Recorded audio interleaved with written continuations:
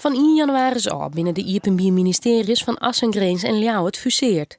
En soms die tijd binnen de zaken in het noorden administratief net op waarde. Dossiers worden te let onleveren, verdachten worden te let dagvaarden.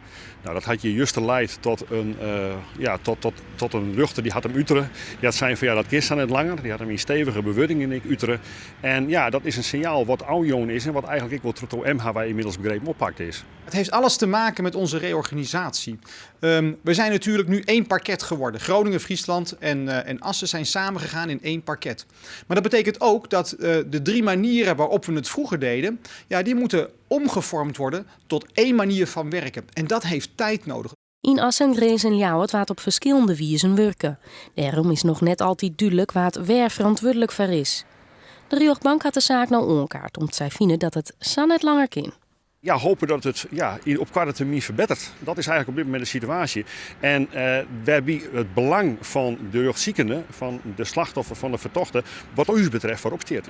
Dit zijn dingen die gewoon veel tijd nodig hebben.